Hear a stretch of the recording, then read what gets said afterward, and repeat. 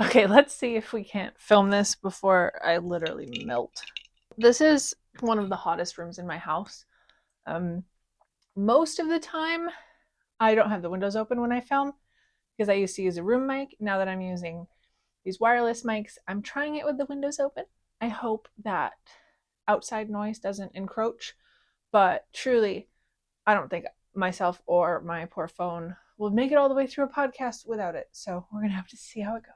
Welcome back to the Copycat Stitch podcast. If you're new here, I'm Bailey. I am the host of this sporadic and a little unscripted podcast about my knitting and crocheting and making. And I haven't done one in like a month or so, but I feel like I don't have that much to share. I've been working on my projects absolutely constantly. I just don't have like a ton to show for it. I mean, I guess I do. I say that, but this pile looks small, but it's not nothing. So I think the first finished object I want to talk about, because I'll forget if I don't, is the little bralette top that I made for my sister because she requested one. Last podcast, I remember I showed the cotton yarn that I had found when I was exploring in Ithaca, and I bought at a great price.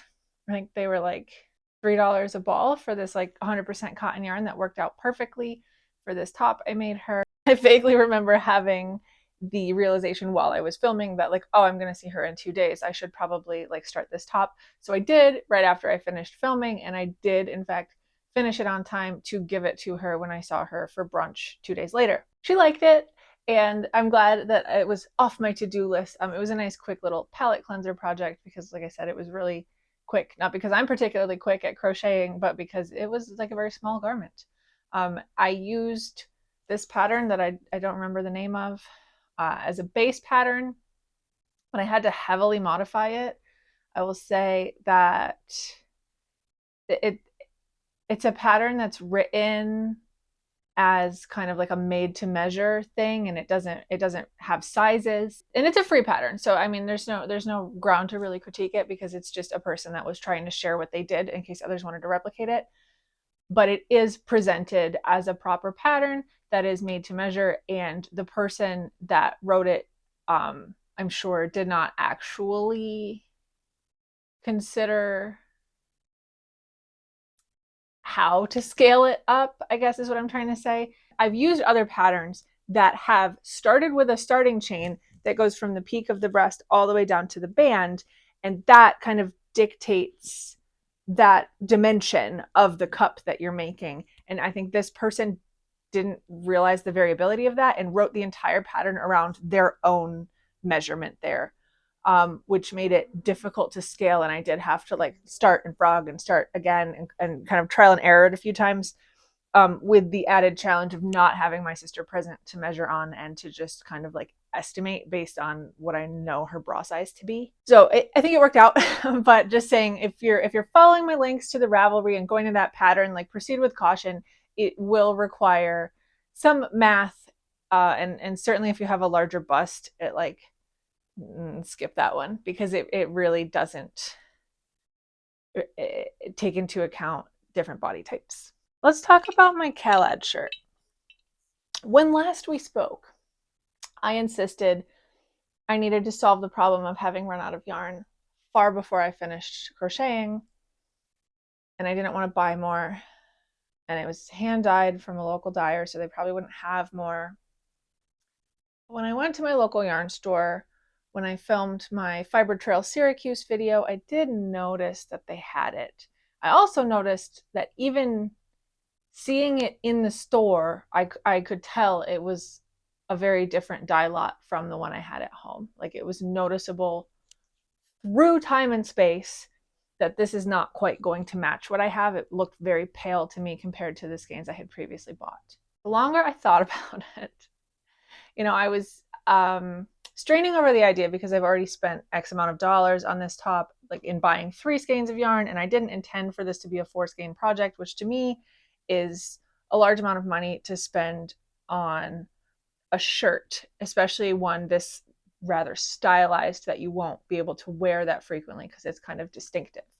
But over the course of those couple weeks, just the true roller coaster of emotion of being like so enthusiastic for this top and like finding the yarn and pairing them together and thinking it's the most perfect pairing in the world, and then starting the project and like tearing through 80% of it in a matter of days, and then hitting the realization that I was absolutely going to run out, but then forging ahead thinking like maybe this yarn chicken will work out and I'll be able to fudge it in some way, and then absolutely striking out and like rock bottom being I can't finish this and I have to back up. And I think, frankly, I think you saw rock bottom pouring out of my mouth in the last podcast. I was really upset. I realized that, like, yes, it's $28, and yes, I don't want to spend over $100 on a blouse, but also there are not a lot of times in life when $28 plus tax can buy you peace of mind. And frankly, this shirt was giving me so much anxiety and stress thinking that I would have to frog or rework this project, that the idea of just being able to buy one more skein of yarn and bite the bullet on that $30 would just fix the issue convinced me to do it. So I ate my words. I went back to nitty gritty. I bought the single skein of yarn. I was absolutely right. The colorway was very different once I got it home. So here it is finished, ends woven in, blocked. I haven't sewn the buttons on. I did pick some buttons. I'll show you those in a minute. But, and like, you know, this whole experience kind of soured me on the project a bit. Oh, and also I made a big mistake on it that I found when I was blocking it. And I was like, well, I'm not going back now. But, all right, it's kind of hard to hold up because it's open without the buttons. The size is huge. I don't know if it's a gauge issue. At this point, I don't want to measure my gauge and see if I was wrong, because I went through so much on this whip. Like I screwed something up. I think this is, I don't know. It's very confusing. I did have a lot of viewers with very kind comments and suggestions about this, so thank you. And several of them were definitely like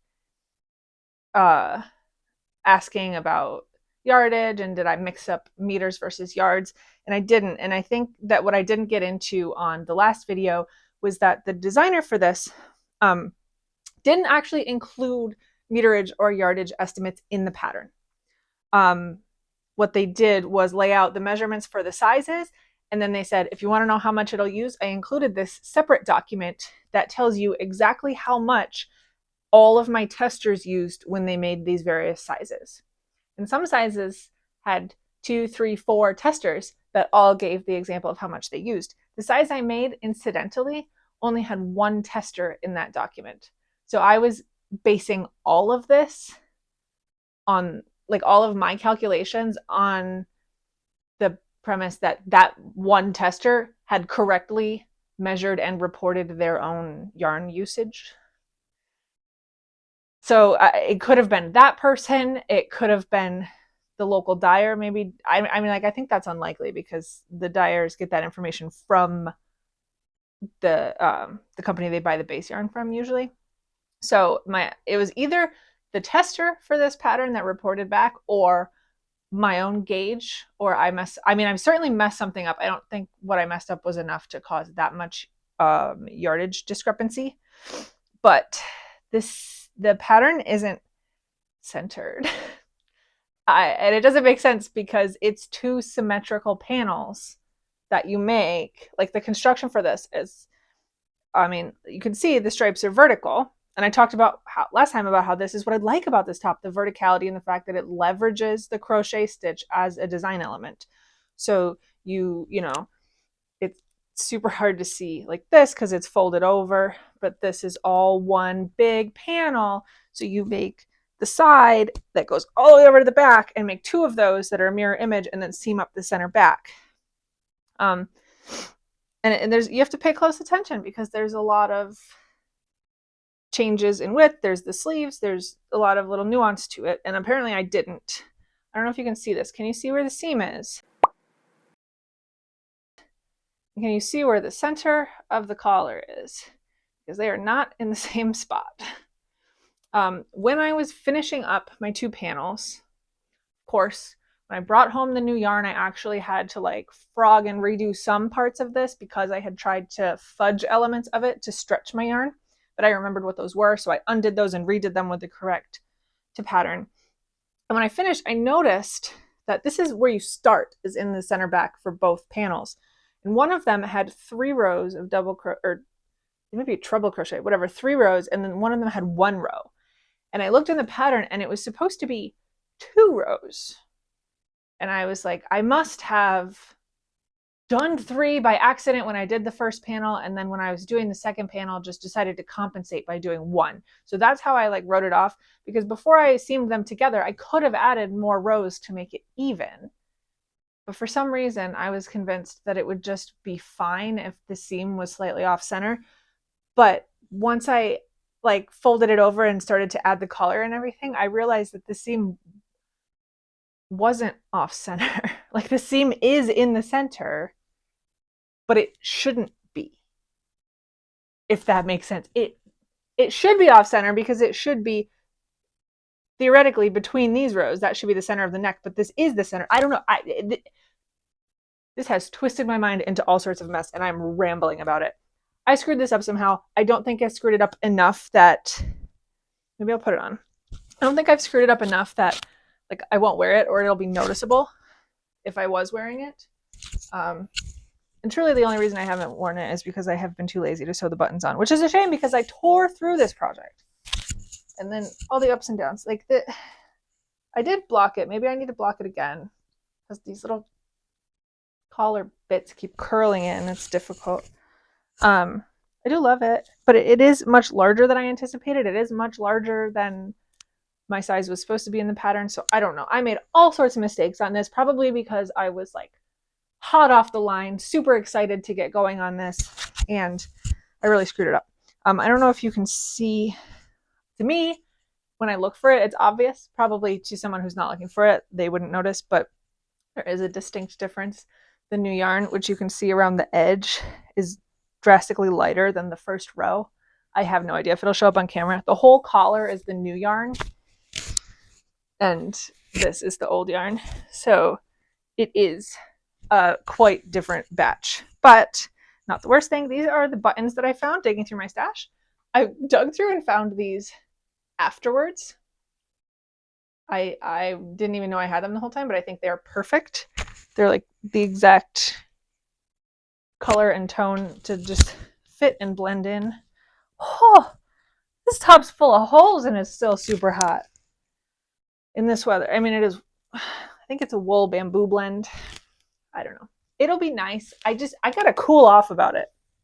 I still have an attitude problem about this top, and I hope I'm not so like bitter towards it that it affects my use of the top forever, because it is a nice top. All right, these two, I don't know which one I finished first. I think I've worn them both in filming fiber trail videos, but I don't remember which ones are out already. This one is my mini mock neck tank. It's a little crunchy from being folded up. I truly, truly love it.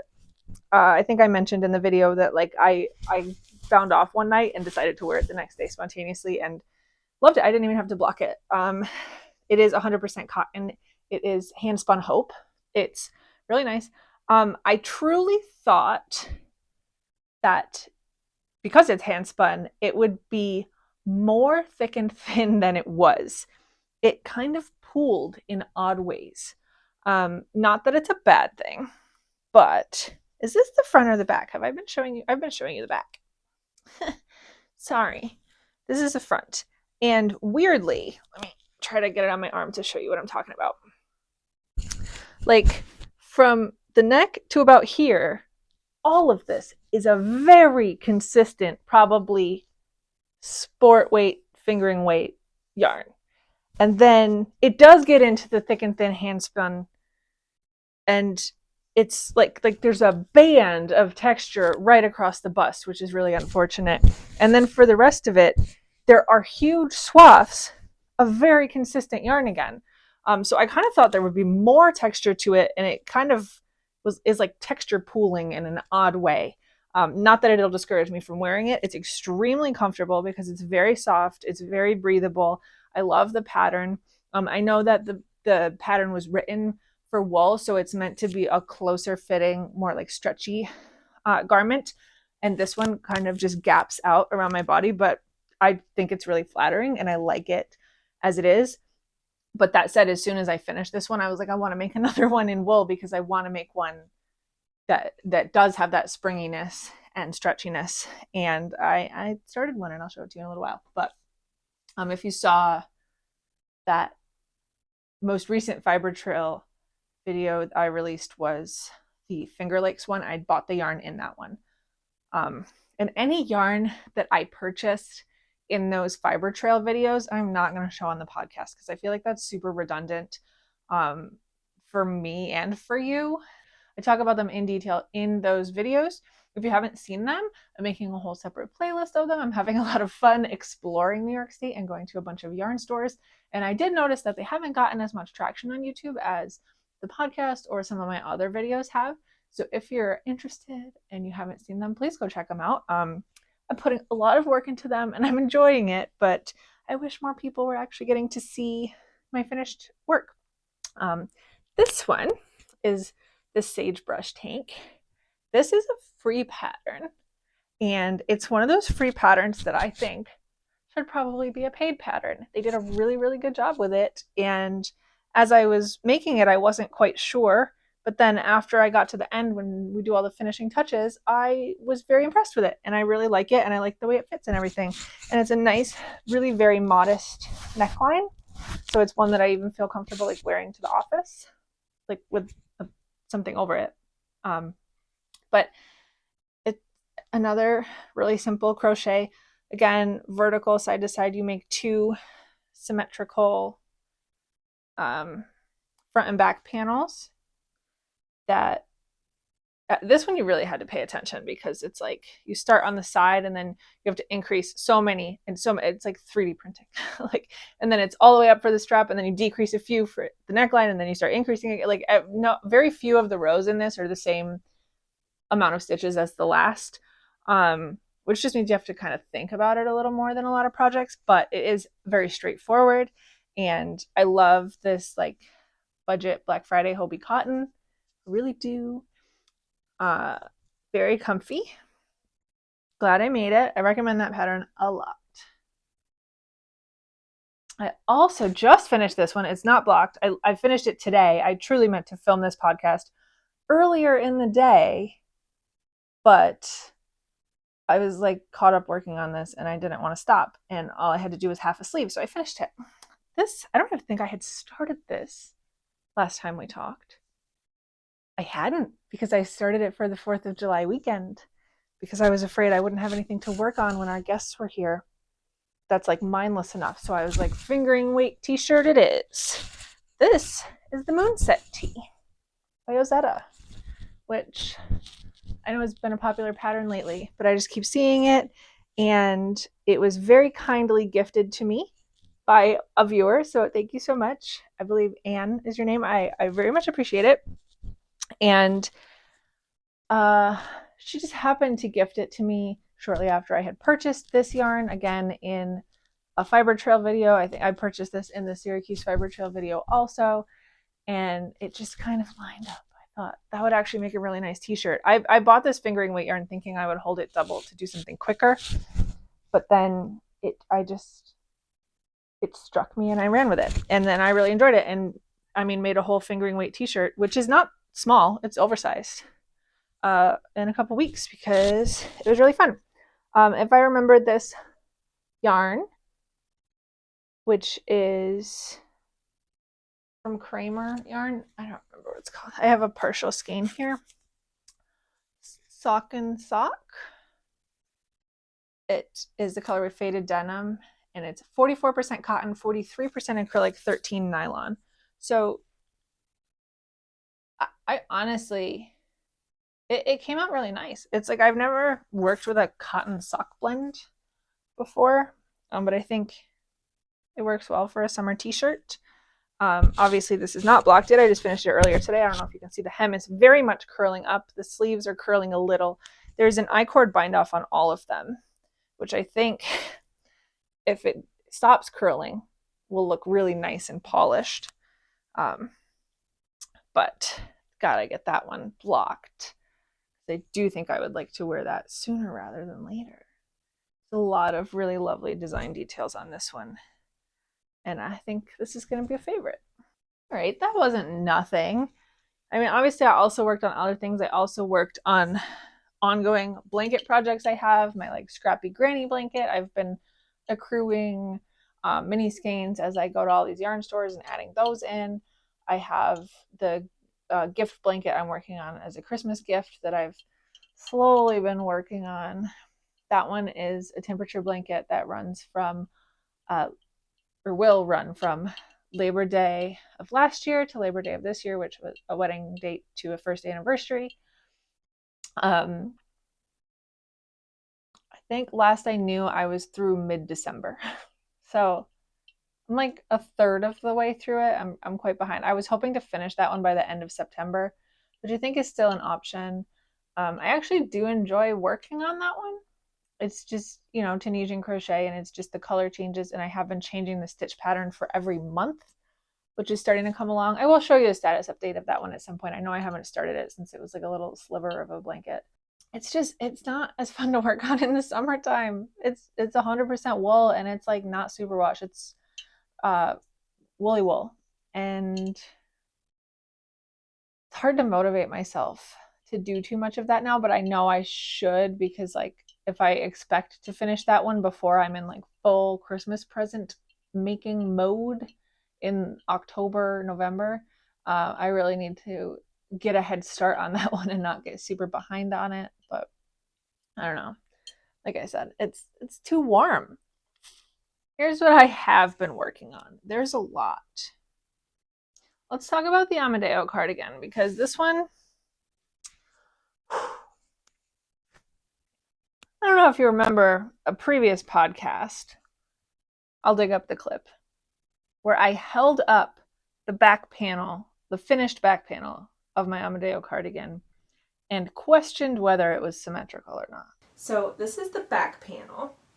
It's this really pretty, it looks, oh my gosh, now that I'm holding it up, it looks off center, but I think it's just the way that the stitches lean, because the V pattern is centered. It looks absolutely asymmetrical now that I hold it up, and I hope I didn't screw it up. So I was working on the Amadeo cardigan last week. For some reason, this one's gone slowly for me. I cast it on months ago thinking this one's going to be nice. I don't have a lot of worsted weight projects in the summertime, so this one's going to be a reprieve for my hands, because I keep casting on all of these fingering and sport weight projects, and I'm using all these tiny needles. So every time I think I need a break from that, I can just pick up this one, and it's going to go so fast because it's worsted weight. And like I usually tear through these heavier needle projects first. No, for some reason, I am just unmotivated to work on this. And the last week I've kind of been pushing myself to do so because I've been so close. I had finished the back panel and both front panels and part of a sleeve, and I just had like a sleeve and a half. So last week I pushed myself to finish the sleeve that I had been working on, and I thought, okay, to mix it up, what I'll do is, instead of just like casting on the other sleeve right now and jumping right back in, I'll actually seam the other 4 pieces together so that I'm like ready to go when I have the sleeve. I'll at least seam the front panels to the back panel. So I seamed the right shoulder, and then when I went to lay the left front panel on, I realized that it was absolutely asymmetrical. And when I looked back at the pattern, I realized what I had done was, it's the V pattern, you know? There's this like giant chevron pattern with all the eyelets. So right after the ribbing, you make the first pattern row has so many eyelets, and then one of them is supposed to be the center, but I miscounted. And instead of putting the center in the center, I put it one off. Like, I don't know if it was one too soon or one too late, but either way, all of the chevrons were not down the center of the back. They were like 1.5 inches off. And I was like, this is not an asymmetry that I can live with. So I tried to ladder down. It's a big thing, you know, it's over 100 rows, but I thought it's a very, very straightforward pattern. I'm an experienced knitter. This is not a splitty yarn. Like, I think that these conditions are right, that I can ladder down over 100 rows for this 15 stitch stretch and fix it.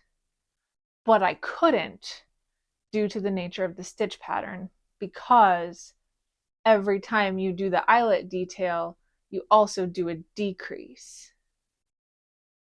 And that means that you can never drop down. And this is, let me grab a panel to illustrate this for you. This is a sleeve.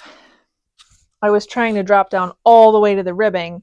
You can never drop down farther than the chevron that you're in, because you're binding off effectively a stitch every time you do an eyelet with a decrease.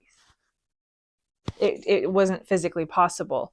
I could have laddered down, but I would have had to undo everything. It was completely impractical, and I tried to do it for about 5 minutes, and then I realized mathematically that it's not going to happen, and I frogged all the way back to the ribbing, which was discouraging, but it was one of those things that I thought, now that I've made the decision to frog it, I have to frog it right this minute, or else I'll never come back to it.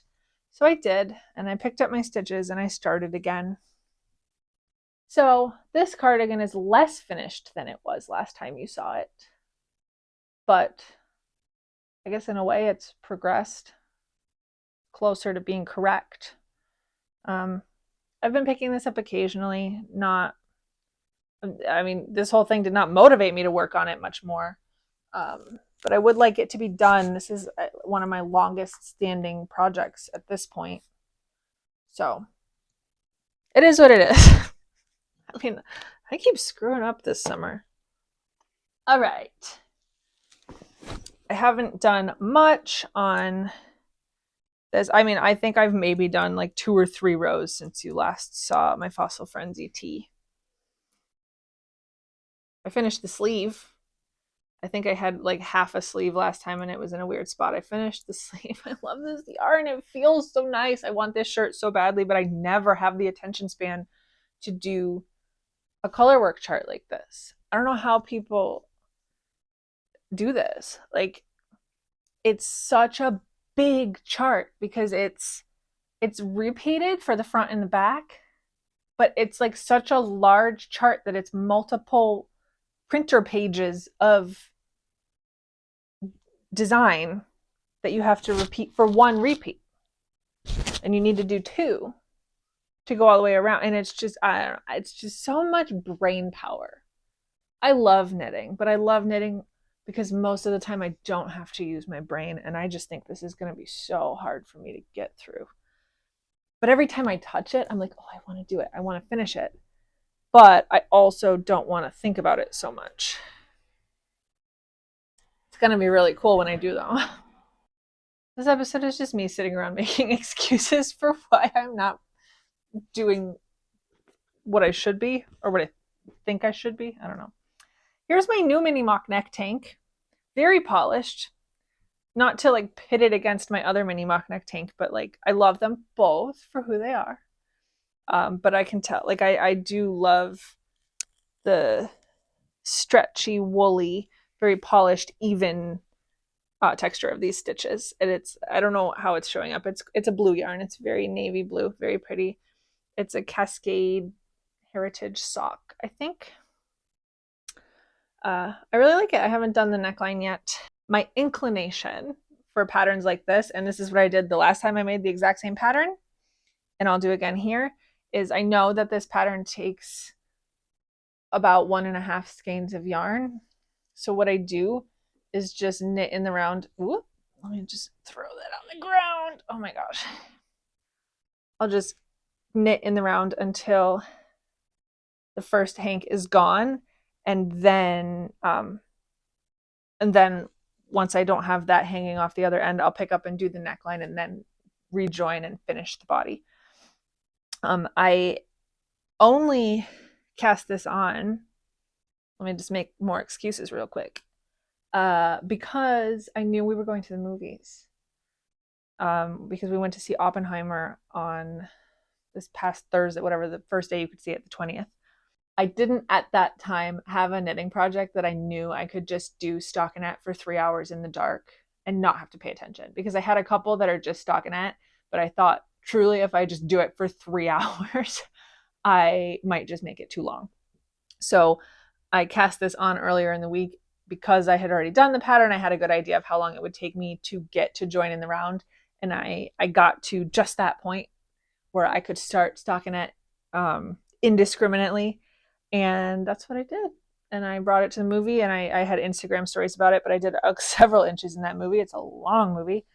Not to mention all, like, you have to sit through the ads and everything before the movie.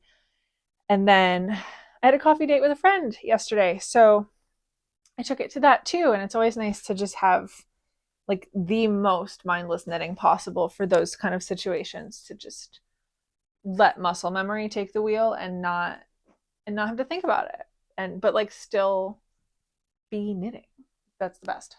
I have one more that I haven't introduced yet, and I was planning on introducing this in a video about like everything I made this spring plus everything I'm making this summer, and I think I'm still going to film that video, but it's almost the end of July and I haven't done that yet. But I do still want to make a recap of everything I made in the spring, because I did actually truly make a lot of things this spring.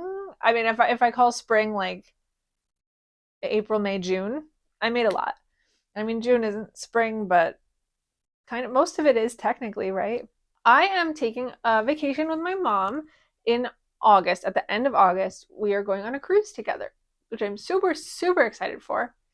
And if you've been on a cruise or have heard about cruises before, you might be familiar with the idea that there is an optional but a formal night on cruises, where if you're like eating your dinner in the main dining room, people get a little dressy, and it's not like mandatory or anything. You don't have to go that night if you don't want to dress up.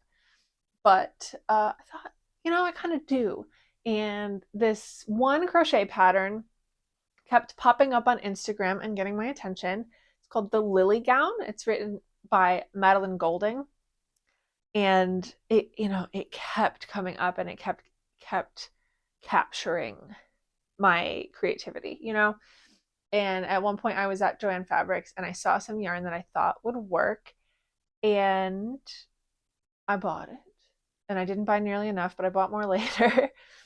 And I started this a couple weeks ago, I think maybe a week and a half ago, because I realized like it's actually kind of getting close. Like I've got less than 5 weeks until we leave.